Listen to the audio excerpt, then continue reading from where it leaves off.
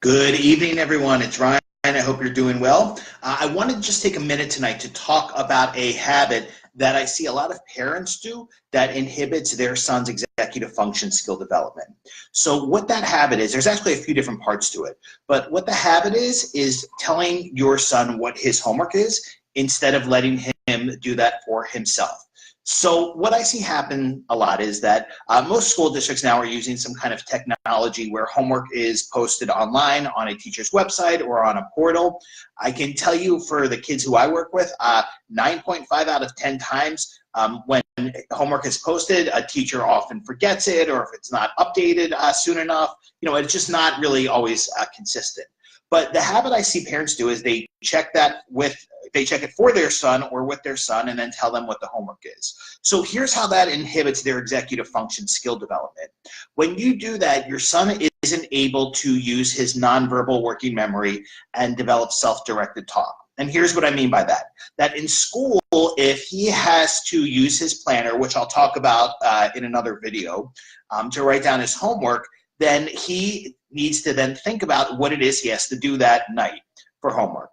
Now, granted, might some things get left at school? Of course they might. That's normal for when you have executive function challenges. Okay, but what happens is when he has to think about it himself, then go to his locker if he's in middle school or high school, possibly go to his locker, think about what he has for homework that night, and what he needs to bring home. Even if he forgets things, he's using his nonverbal working memory.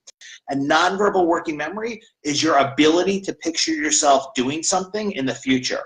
And keep in mind that if you have ADHD or related executive functioning challenges, your nonverbal working memory is 2 to 3 years behind your chronological age. That being said, in my experience, if your parents have done things for you and if you've had a lot of prompting, then your skill development might even be lagging further behind 2 to 3 years. So what I would suggest is a few things. One, don't tell your son what his homework is. Okay, he needs to, one, learn how to write it down to be accountable, but also he needs to learn how to use his nonverbal working memory. So what I'm going to suggest is get in a habit, okay, of having him use his planner if he has one. If he does not have one, this is a really good time of year to get one and to get into this habit, because again, you don't want him going and checking homework at night after he gets home, because then he's not using this skill. One of the things that I also explain to kids is I say, when you go home and check the website to find out what your homework is, you're actually taking away your free time from yourself at home. So that's kind of the buy-in I use. So I tell them, if you decide to use a planner or your assignment book, whatever it is that your school provides for you, then what you're doing is you're having more time to yourself because you're writing the homework down in school rather than having to check it after you get home, which is taking away your free time. Now, in reality, that is true, but that's kind of the buy-in to say that, you write your homework down and you get into this better habit. It's saving you free time, but really what it's helping is develop your executive function skills by utilizing your nonverbal working memory and your self-directed talk. And self-directed talk is the ability to have that dialogue in your brain, to help direct what you need to do. And that's really the other term we would use for that. So, for example, when you write your homework down in your assignment book, okay, and then later you get home and you say, okay, what is it I have to do tonight? That is using nonverbal working memory. Then when you start it, that's using verbal working memory. That's a pretty simple explanation of it. So again, if your son is not used to writing down his homework or checking it after he gets home, I encourage you to get into the habit now of having him write it down in school and frame it to him as that he's going to have more time to himself. All right. On another video, I'm going to show you some of the planners that I like. But just for right now, what I want you to do is start changing some habits, because we're still early enough in the school year that you can do that.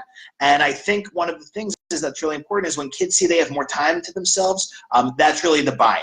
So when I do executive function work, I never try to push it as about grades or anything like that, or being more independent. My selling point is having more time to yourself. So these are the kind of things that we're going to do in our social and executive function skill building groups that are going to be held Mondays and Tuesdays in Bryn Mawr and Thursdays in Linwood. If you'd like more information about the groups, which are starting in October, please go to my website, ridethewavecounseling.com, and there's a link for the groups page. And if you're new to Ride the Wave, then you would just schedule an intake appointment, or you feel free to give me a call and we can go from there. There's groups for everything from 5th grade and up, and some of the grades are getting pretty close to full. So please give me a call or email me if you're interested in learning more, and have a good night. Take care.